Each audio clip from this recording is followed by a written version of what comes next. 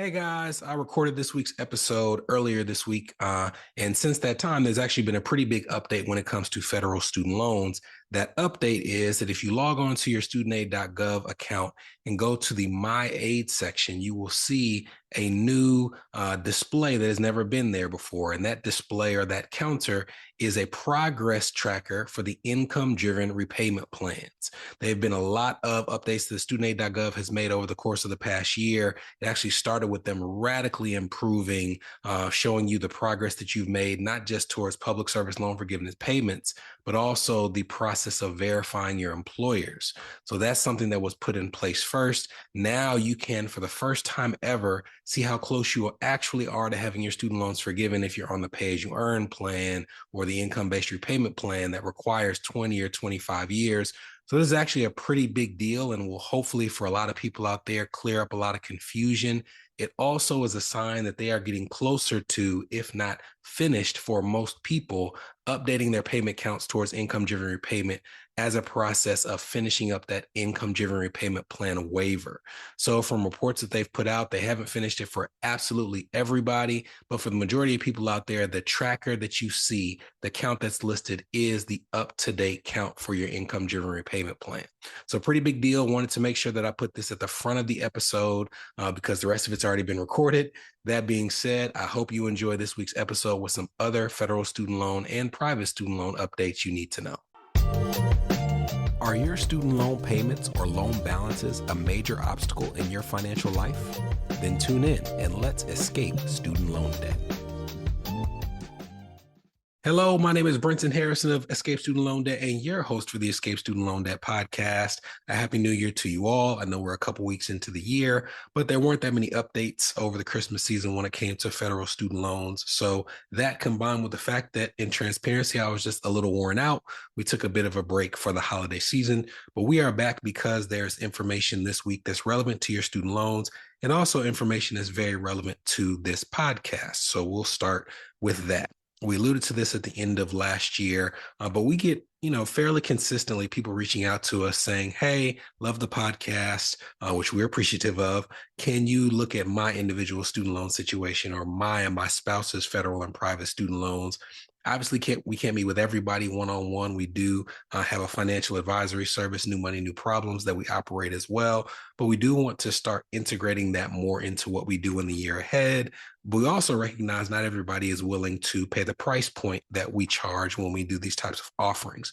So what we thought we were going to do in 2025 is we're going to start to have some episodes of the podcast and on our YouTube channel where we actually walk through someone's student loan situation and go step by step through the recommendations that we make. Now, if you're sitting there wondering, how are you going to do this in a way where we're not exposing people's information? We're going to set up a link. The link is escapestudentloandebt.com/review. Once again, that's escapestudentloandebt.com/review. If you're interested in having your student loans analyzed and having a meeting with me where we talk about what I think you should do at no cost, this is something that we're going to not charge for since you're going to be on the podcast. You can go to that link and sign up. The way that we're going to operate this is there's going to be several pieces of information that we require on the front end. We will record the episode offline. It won't be a live recording of the episode. And then we're going to de-identify all of your personal information, send you the recording in advance to make sure that you are okay with the level of de-identification. And in that final recording, the audio would have no mention of your name. The video would also not have your face. We will put an audiogram up unless there are any documents that we share on screen. And if we do so, there will be de-identified documents that provide just enough basic information for the viewer to see student loan balances, student loan interest rates, and the like. So if you're interested in having your student loans reviewed at no cost, then I would encourage you to go to that link, escapestudentloandebt.com/review. And as we start recording these episodes, we will sprinkle these in with our regularly scheduled programming so that you can see, hey, this person is just like me. They earn a similar amount of income. They have a similar loan balance. And here's some recommendations that Brenton thought would be helpful, and apply that to your own situation. Now let's get to the federal and private student loan updates that exist separate and apart from that podcast. It's January 2025. There's a lot of stuff going on at the same time that you need to be aware of. We're going to start with one that hopefully doesn't impact a large amount of people listening to this podcast. In an ideal world, it wouldn't impact any of you. And that is that this month is the start of the resumption of reporting when it comes to defaulted student loans. Since the pandemic, even if your loan was in default status, that status was not being reported to the major credit bureaus. And that has been the case since the pandemic. But starting in January, they are going back to the old method, which is on a monthly basis. They're going to report your federal student loan payment status for your various accounts. So if you are in default status, you have missed the Fresh Start program that was offered for people that was essentially allowing them to get their loans out of default without going through the traditional process. You still have a way to get it out of default.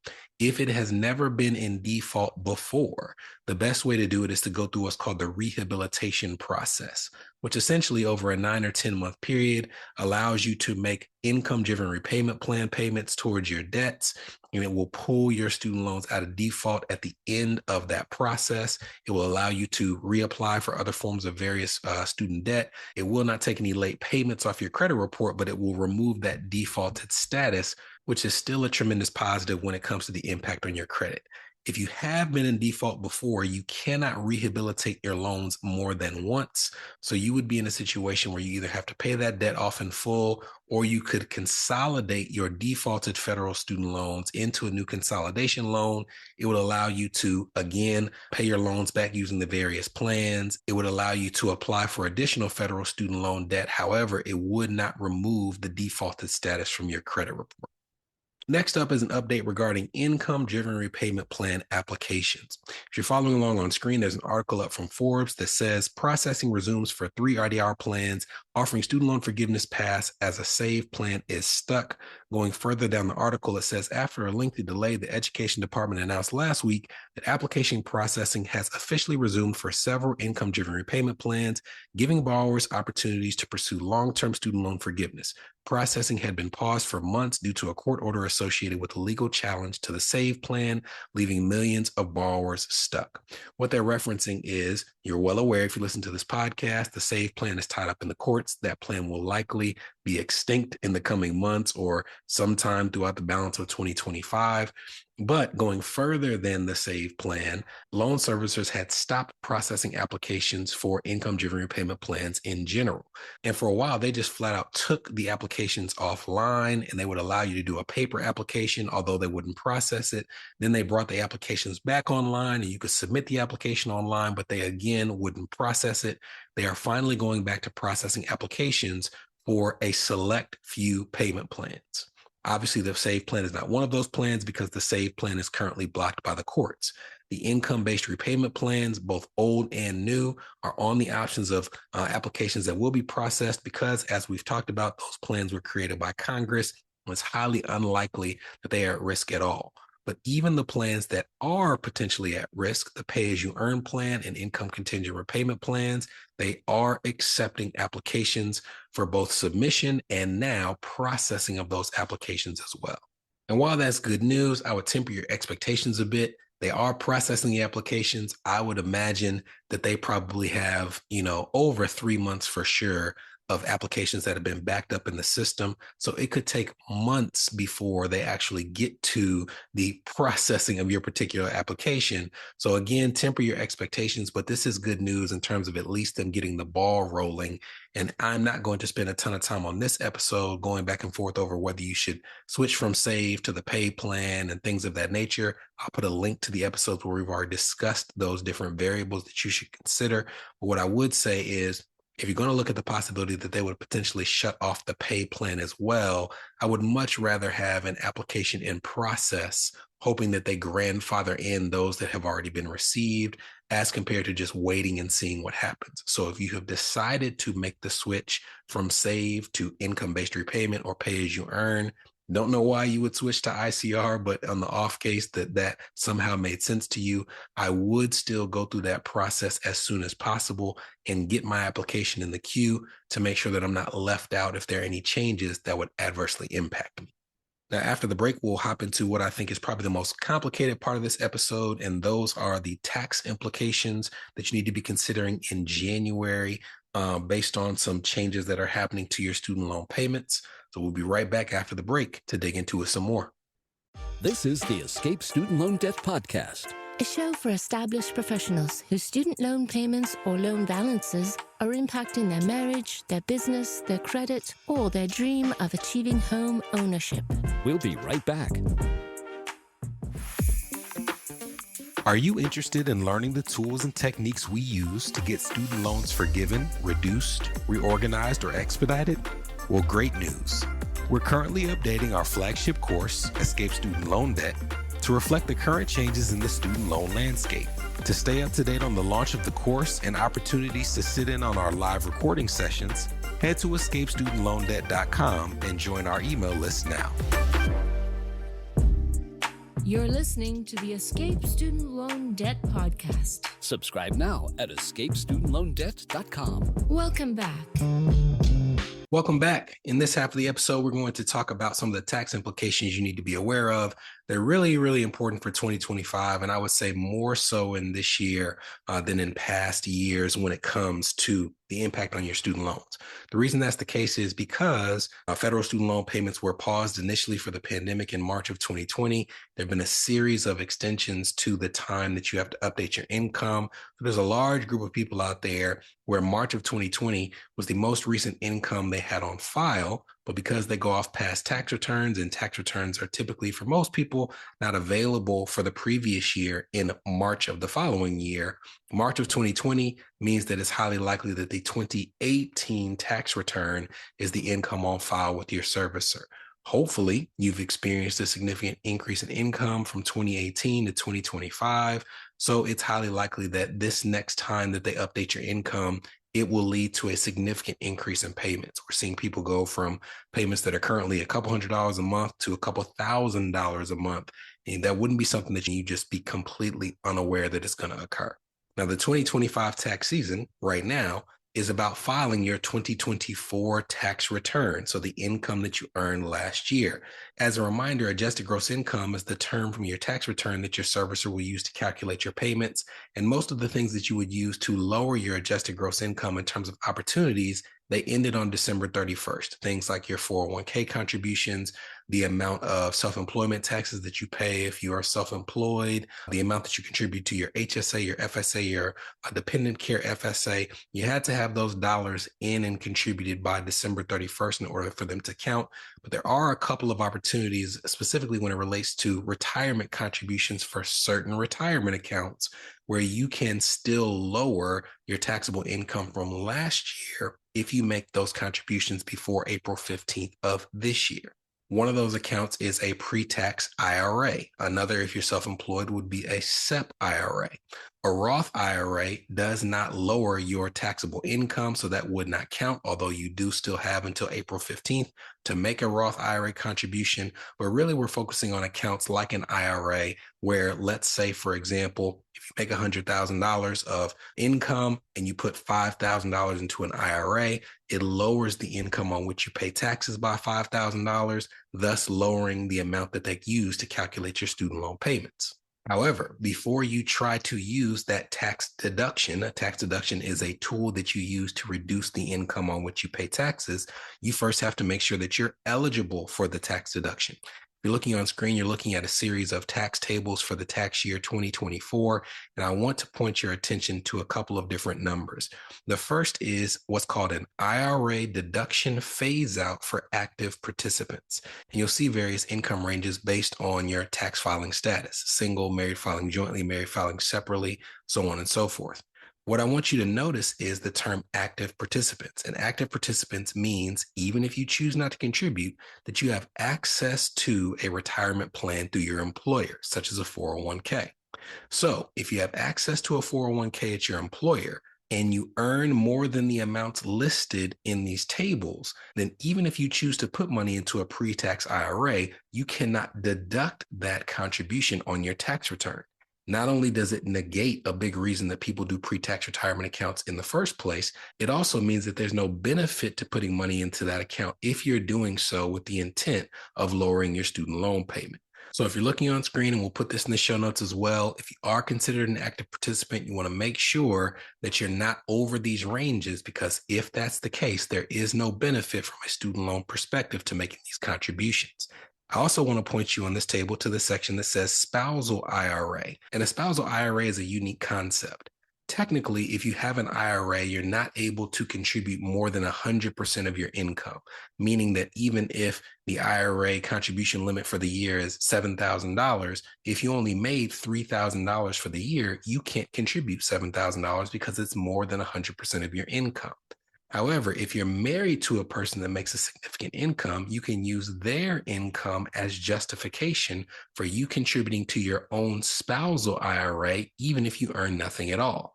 However, if your spouse is an active participant and you earn too much money as a household, it even negates your ability to do a spousal IRA. So again, make sure you take a good look at these tables. My recommendation is to always use a tax professional when you earn a high income and have student loans. And I would encourage you to seek out that professional if you have not already.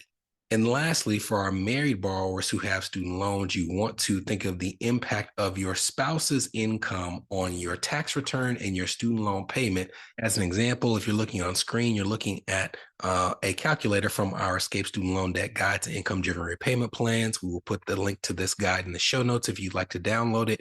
We have a family of 4 with an adjusted gross income of $150,000. We're going to assume that one person in this relationship has $175,000 of student loans. You can see under the payments that under the pay-as-you-earn plan or new IBR plan, this would mean they'd have a payment of $860 a month. Under the old IBR plan, it would be $1,290 a month. But now let's assume that of the $150,000 that the household makes, that the person with federal student loans makes $90,000 and their spouse makes $60,000. Now, if their spouse doesn't have federal student loans of their own, then that $60,000 of income is driving up the student loan payment for the person who makes the $90,000. So let's now take the spouse out of the equation, assume that they file their taxes separately. We're going to adjust this adjusted gross income to $90,000. We're going to make the family size 3 because if you file taxes separately from your spouse, at least according to the current rules, you can exclude their income, but you also can't include them in your family size when it comes to calculating your federal poverty level. The student loan balance stays the same, but you can see that for the old IBR plan, it knocks their payment down almost $600 a month, and it knocks it down a few $100s a month as well for the pay-as-you-earn plan and the new IBR plan. So this is something where if you're in a community property state, there's some unique ways that the taxes are impacted by filing separately. Even if you're in a common law state, there's some considerations to be given in terms of how much your spouse's income is going to throw off your student loan payment. But I definitely would not recommend you doing this without a tax professional because in most cases that we see, it can cost you a significant amount more in taxes to file married filing separately as compared to married filing jointly. There are a number of tax deductions that are reduced in terms of your ability to claim them or tax credits that you can't participate in at all based on that filing status. So you would want to make sure that you're saving more in student loan payments than it's costing you in additional taxes before you know whether it's really worth doing it for the benefit of your student loans. Now, I will tell you, depending on how strategic you want to be and what you want to do with your tax returns, one thing to keep in mind is if you want to possibly file separately for your student loan consideration when they calculate your payment, it is possible to amend your tax filing down the line after your student loan servicer has calculated your income and go from married filing separately to married filing jointly. However, you cannot amend it to go from married filing jointly to married filing separately.